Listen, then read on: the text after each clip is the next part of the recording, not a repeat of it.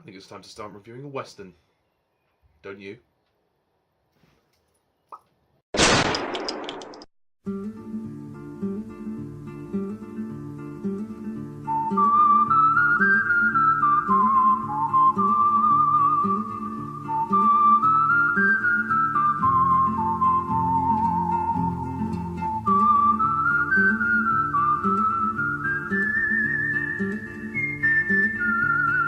Everybody, and welcome to another request review. Yes, today I am reviewing the classic Western movie Fistful of Dollars, directed by Sergio Leone and starring Clint Eastwood. Yeah, this review was requested by Jack McCulloch. So, hello Jack. Sorry it took so long to honour the request, but here is the first of three. This is part of the Man with No Name trilogy. I'm going to be reviewing the other two films as well as this, but I thought I'd finally get off my butt. Actually, now that I have the time to actually review it, I will. Okay, so this is actually kind of the first Western movie that I'm reviewing on my channel. I don't believe that I've actually ever reviewed a Western film before, but hey ho, there's always a first time for everything. So, A Fistful of Dollars, released in 1964, so it's 54 years old, which is quite an achievement. Okay, so basically the story of this film is that it centers around this gunfighter, known only as Joe, although he doesn't technically have a name. He comes into this town and he gets caught up in this rivalry between two families who are in this western town who are going against each other to try and take over the town, and that's pretty much the plot. And as you can imagine, it being a western, it follows a lot of gunfights, brutal beatings, and a lot of blood and carnage, all of that jazz. All that jazz. Okay, so A Fistful of Dollars. I was lucky enough to see this movie on YouTube. There is a version of it on YouTube in pretty good quality, actually. So, and this is a very important movie because it's the film that kind of launched Clint Eastwood's career and Sergio Leone's career. So it's quite an important one. Do excuse me, I've got a bit of hay fever. Oh, right, I'll power through this review. So, A Fistful of Dollars. I mean, I am not really a fan of Western films. I've never really been drawn to them. I'd never seen the appeal. But obviously, being requested to review this, I had to review this. I thought this film was very, very good. Yeah, I liked it. I probably don't love it as much as everybody else does. I can see why people love it, but it's just not my type of film. I don't normally watch Western films, and I'll probably show in this review. So if my rating at the end may seem a bit lower than some, then I apologise, but it's just an opinion, and I'm just not a huge fan of Westerns. But that being said, I really liked this film. I admire it a lot. It was very good. I liked the main character, well, known only as Joe, played by Clint Eastwood. He's very good. He doesn't say much, but that adds to the mystery of his character. We don't really know who this guy is.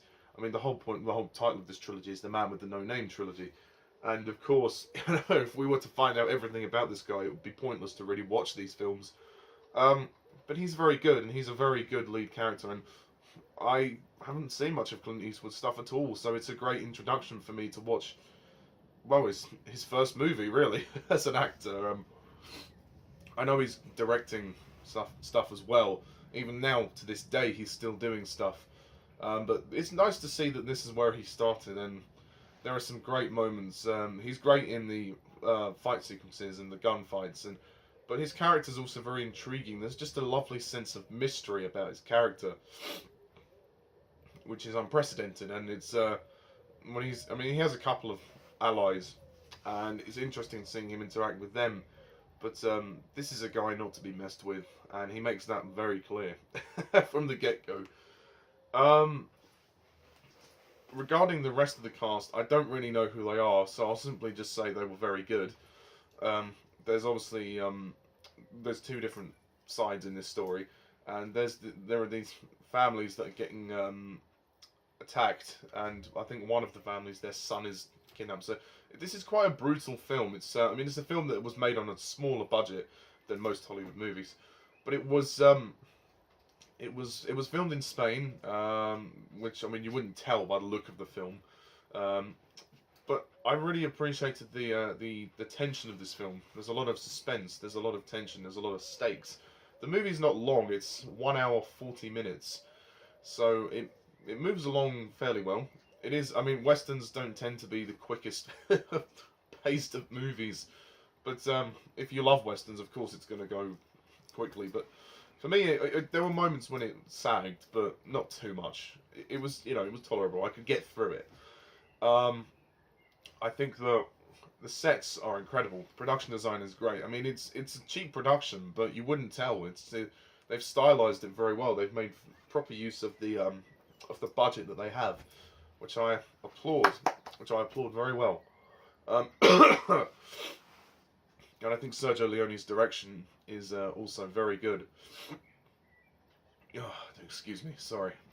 I think the script is good too. I mean, the story for me is, I don't think it's anything like amazing. I mean, we've seen this kind of story before, but the way it was executed was very good, and the tension between the two sides is very clear, and you really feel for those families who are getting, like, you know, beaten and killed. There's a lot of death in this film, and this is not a kids movie. It's not a kids movie. But they won't. It's devoid of charm, and there's no. It's not a light film. It's not a film you can watch lightly. There's no light relief. It's a very sort of dark. It's quite dark in places. Dark, intense, brutal, action-packed movie. The action that's in the movie is bloody and brutal, and that works in its favour. I can see why my friend Jack loves this film. I did say I didn't love it as much as everybody else. That being said, my criticisms of this film would have to be some of the lighting. I know this isn't really a thing I can put on the filmmakers because there was use of natural lighting, but the certain scenes are shot at night, and I think they are shot way too dark.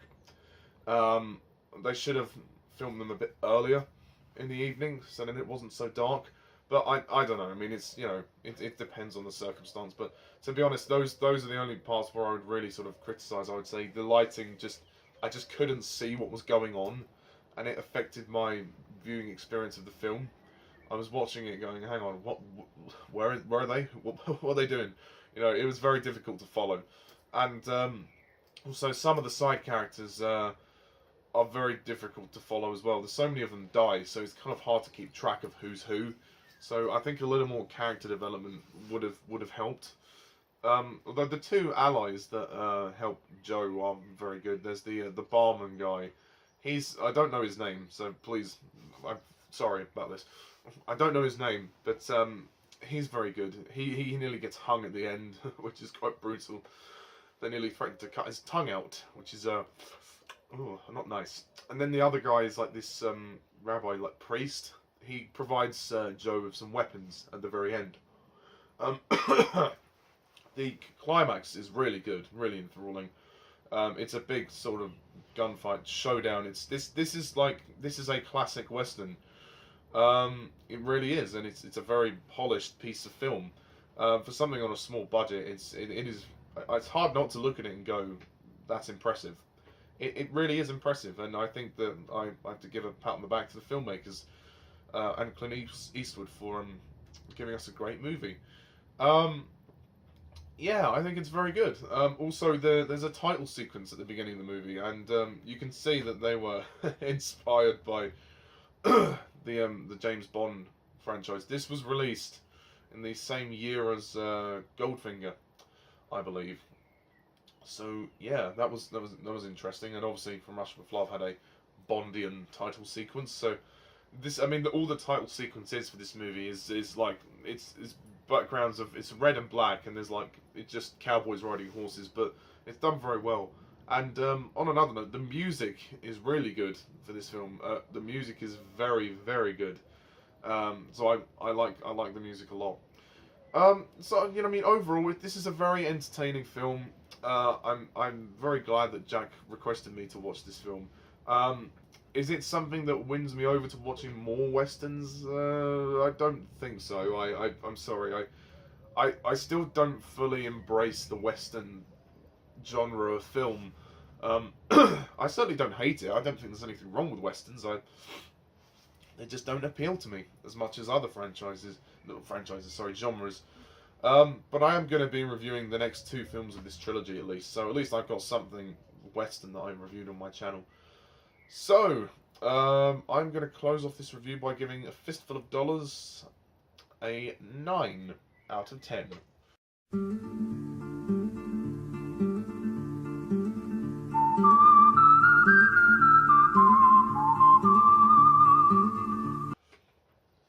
Yes, very good film. Not quite a 10 for me, not quite perfect, but for what it is, it's very good. I really like it.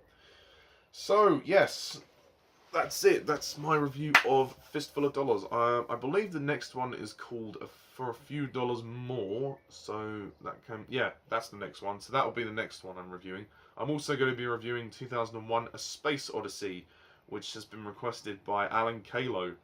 So yes, stay tuned for all of those, as well as many more Doctor Who reviews. Review of Deadpool 2 coming very soon. And potentially more reviews from Peter Jackson. You know, a year ago I promised to do more reviews of Peter Jackson's movies, and I will do that eventually when I can. But I think for now I'll just stick to what I'm doing, because otherwise there's too many reviews. But yes, thank you guys all for watching, and as always, I'm Mr. TARDIS11. See ya.